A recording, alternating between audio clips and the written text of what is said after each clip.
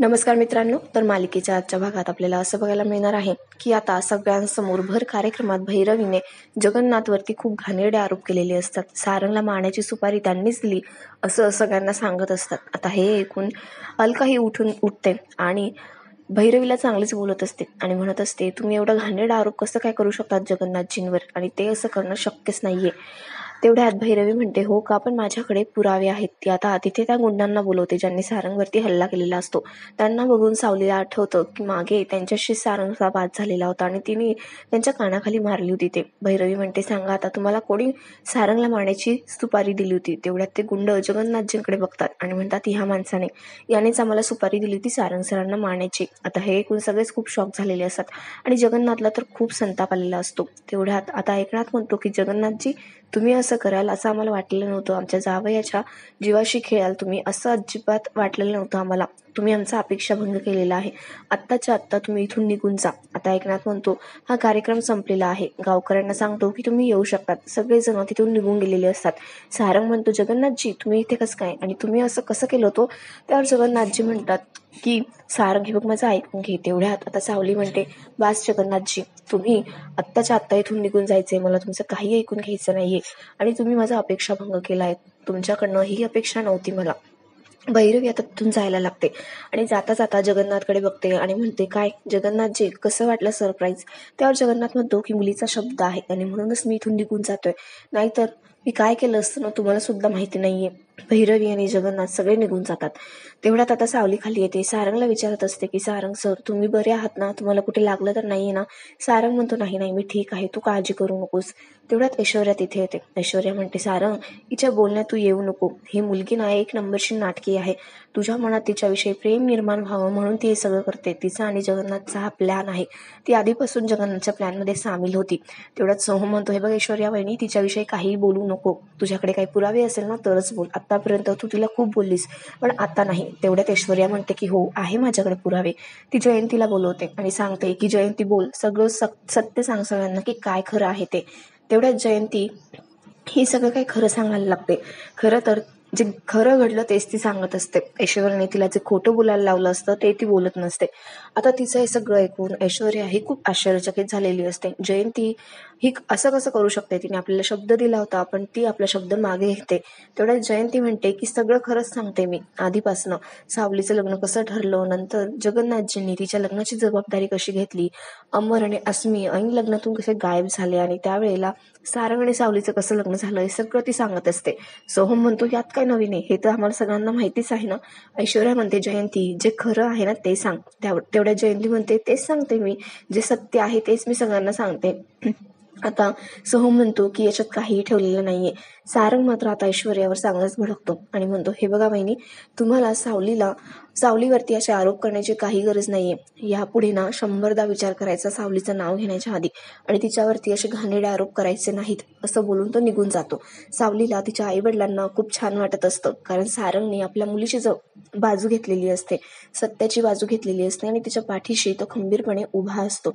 इकडे मात्र ऐश्वर्या चांगलीच तोंडावर आपटलेली असते, कारण जयंतीने तिच्या विरोधातच म्हणजे सावलीच्या बाजूनेच सगळं काही सांगितलेलं असतं. तिथून सगळेजण निघून जातात आणि आता ऐश्वर्या म्हणते, जयंती काय केलंस तू, हे आपलं बोलणं झालं होतं ना, आपल्या प्लॅननुसार तू काहीच बोलली नाही. त्यावर जयंती म्हणते, हो ना, तुमचं फोनवरती बोलणं ऐकलं होतं मी. जयंतीने ऐश्वर्या आणि तिच्या नवऱ्याचं फोनवरचं बोलणं ऐकलेलं असतं. त्याच्यामध्ये ऐश्वर्या म्हणत असते की मला हे सावलीला आणि सारंगला कायमचं वेगळं करायचं आहे. त्यासाठी मला काही करावं लागेल तरी मी करेल, आणि हो, नंतर पूर्ण आयुष्यामध्ये या लोकांचं तोंड बघण्याची सुद्धा माझी इच्छा नाहीये. हे सगळं तिने ऐकलेलं असतं. जयंती म्हणते की तुम्ही तर मला सांगितलं त्याप्रमाणे मी जर खोटी बोलली असते ना तर विलन मीच ठरले असते भागवतांच्या घरात, आणि माझ्या माहेरी सुद्धा खाण्यापिण्याचे हाल आहेत. हो, त्यांनी जर मला घरातून बाहेर काढलं असतं ना तर रस्त्यावर आले असते मी, आणि मी ही रिस्क घेतली नाही. तुमच्याकडून मला काय मिळालं, फक्त तो मेकअपचा डब्बा, त्याच्यात साधा लिपबाम सुद्धा धड नव्हता, आणि काय मी तुमच्या बाजूने बोलणार आहे. आणि असंही हे सगळं झाल्यानंतर तुम्ही माझ्याकडे पाठच फिरवली असती ना, म्हणून मी ठरवलं की मी सावलीच्या बाजूने बोलणार, तुमच्या बाजूने नाही. असं बोलून तिने चांगलीच आता ऐश्वर्याच्या तोंडात मारलेली असते. आता सगळेजण बाहेर आलेले असतात निरोप घेण्यासाठी. आता सावलीच्या आईवडील म्हणतात की काय हो, आपल्या सावलीला सारंग सर घेऊन जातील ना. तुम्ही त्यांना विचारा ना, असं कानू म्हणत असते. एकनाथ म्हणत असतो, अगं असं कसं विचारणार त्यांना आपण. हे सगळं बोलणं सारंगने ऐकलेलं असतं. सारंग आता त्यांच्याकडे येतो आणि म्हणतो, काळजी करू नका, आम्ही परत येऊ तुमच्याकडे आणि मी सावलीला घेऊन जातोय. चल सावली आपल्या घरी. आता सावली तिथून जायला निघते. तिच्या आईवडिलांच्या चेहऱ्यावरचा आनंद हा बघण्यासारखा असतो. सावली सुद्धा आता त्यांना नमस्कार करते. सारंगही नमस्कार करतो. आता सावली सगळ्यांचा निरोप घेते, गाडीमध्ये बसते. सारंगने स्वतः तिच्या गाडीचा दरवाजा आपल्या हाताने उघडलेला असतो आणि सावली त्या गाडीत बसलेली असते. आता सगळेजण घरी निघून जातात. इकडे चंद्रकांत म्हणत असतो की तिलोत्तमा, आज सावली आणि सारंग येणार आहेत ना गं. तिलोत्तमा त्याच्याकडे रागाने बघते. तिला सावलीचं नाव घेतलेलं सुद्धा आवडत नसतं. चंद्रकांत आता शांतच बसून जातो. तिलोत्तमा मनातल्या मनात विचार करते की आज फक्त सारंग येणार, कारण ऐश्वर्या गेली तिकडे आणि तिने मला शब्द दिलाय की ती सावलीला परत या घरात पाऊल सुद्धा ठेवू देणार नाही आणि आपलं काम ती अगदी चोख पद्धतीने पार पाडते, कारण ती ऐश्वर्या आहे. माझा तिच्यावरती पूर्ण विश्वास आहे. तेवढ्या तिकडे सारंग आणि सावलीची गाडी आलेली असते. तिलोत्तमा आता बाहेर आलेली असते. सारंगला बघून ती खूप खुश होते. सारंगला भेटते आणि त्याला विचारते, काय रे एवढा बारीक कसं काय झाला तू तिकडे तुझी कोणी काळजी घेतली नाही का आणि खाण्यापिण्याची गैरसोय झाली का. बबलू आणि सोहमही बाहेर येतात. तिलोत्तमा त्यांना म्हणते, तुम्हाला सांगितलं होतं ना सारंगची काळजी घेण्यासाठी आणि तुम्ही तसेच दिसताय मला. तर बबलू म्हणतो आणि सोहम म्हणतो की तसं नाहीये, तिकडे आमची खूप छान पद्धतीने काळजी घेतली गेली. आमचा पाहुणचारही खूप छान झाला. सावली वहिनीच्या हातचं जेवण तर एकदम परफेक्ट होतं आणि संपूर्ण गावकऱ्यांनीच आमची काळजी घेतली आणि आम्हाला खूप छान वागणूक दिली. आम्ही तिकडे खूप एन्जॉय केलं. सगळं काही खूप छान झालेलं आहे. तेवढ्यात आता तिलोत्तमाला असं वाटतं की सावली आलेलीच नाहीये. ती गाडीतून खाली उतरते. तिलोत्तमाच्या पाया पडायला जाते. तिलोत्तमा म्हणते, हे बघ, तुला असं वाटत असेल ना की तू इथून जाण्यापूर्वी आपले जे संबंध होते, संबंध काय म्हणा, आपल्यामध्ये जे काही होतं ते तसंच आहे, त्यात काहीही बदल झालेला नाहीये. त्यामुळे जास्त अपेक्षा करू नको. आणि हे सामान कोणाचं आहे. सोहम म्हणतो सावली वहिनीचं. तिलोत्तमा म्हणते, हे आतमध्ये येता कामा नाही. माझ्या घरात मला हे सामानही नकोय आणि ही मुलगीही नकोय. चला तुम्ही फ्रेश होऊन या, तुमचा आराम झालेला नसेल रात्रभर प्रवासातून. आणि ती सगळ्यांना आतमध्ये जायला सांगते आणि ऐश्वर्याकडे रागाने बघत असते. सगळेजण आतमध्ये गेलेली असतात. सावली बिचारी बाहेर एकटीच उभी असते. इकडे जगन्नाथ खूप चिडलेला असतो. त्याचा खूप संताप होत असतो, कारण त्याचा भैरवीने खूप मोठा अपमान केलेला असतो. पण फक्त सावलीमुळे तो शांत बसलेला असतो. तो आता चहाचे कपवर कप घेत असतो. तेवढ्यात अलका म्हणते की जगन्नाथजी, हा तुमचा 5वा कप आहे चहाचा. असे किती वेळा चहा पिणार आहात तुम्ही. जगन्नाथ म्हणतो, या चहाच्या प्रत्येक घोटामध्ये मी माझा अपमान गिळून टाकण्याचा प्रयत्न करतोय, पण माझा अपमान विसरणं माझ्यासाठी शक्य नाहीये. आता त्याची बायको म्हणते की जगन्नाथजी, झालं गेलं विसरून जा. कालची गोष्ट होती ती, तुम्ही कशाला एवढं टेन्शन घेताय, विसरून जाते सगळं. त्यावर जगन्नाथ म्हणतो, नाही, माणसाने एक वेळा मान विसरावा पण अपमान नाही. आणि ती भैरवी स्वतःला समजते कोण. मी फक्त माझ्या मुलीमुळे शांत बसलेलो आहे. बघ ना, आपल्या साईडने ग्रह तारे, ग्रहांची दिशा सगळं काही असताना सुद्धा त्या मेहेंदळे कुटुंबाचं आपण काहीच करू शकत नाहीये. आणि ह्या भैरवीचं पितळ सुद्धा आपल्याला उघडं पाडता येत नाही. कारण का, तर आपली मुलगी, तिच्यासाठी तिला दिलेला शब्द म्हणून, तिच्या पुढे तिचं उभं असलेलं आयुष्य आणि तिचा आपल्यावरती असलेला राग, यामुळे मी सगळं काही सहन करतोय आणि सगळं मुग गिळून मी सगळं काही सहन करतोय. मला काहीच पुढे करता येत नाहीये.